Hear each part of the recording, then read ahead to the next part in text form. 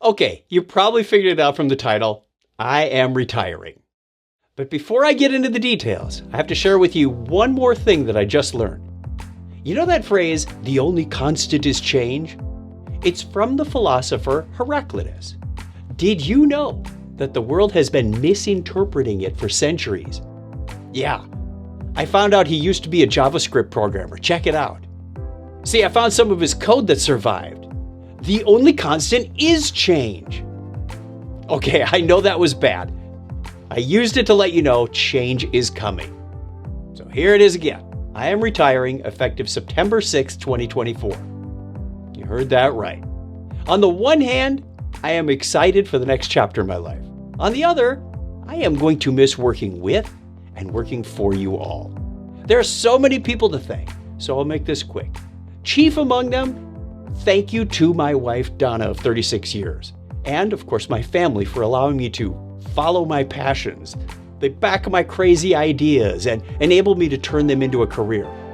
Thank you to ServiceNow leadership who had faith in me, offered me opportunities, encouraged and coached me along the way. Thank you to everyone in the ecosystem for making me feel so special.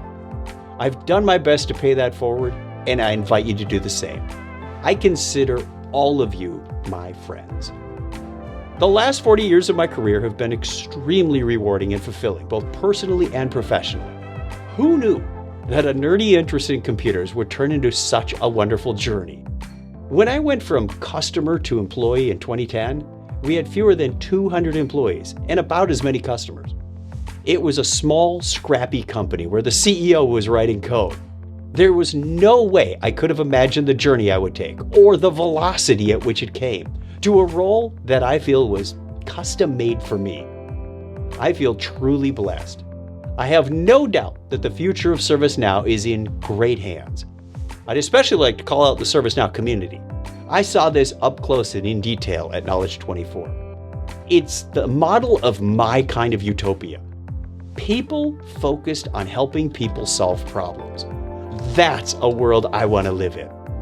Now, regarding the future of the developer relations team, Lauren McManaman will continue to lead the Breakpoint podcast.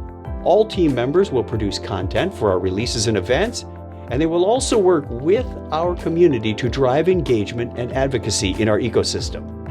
I respect their opinions and their work, and I really look forward to seeing what they do next.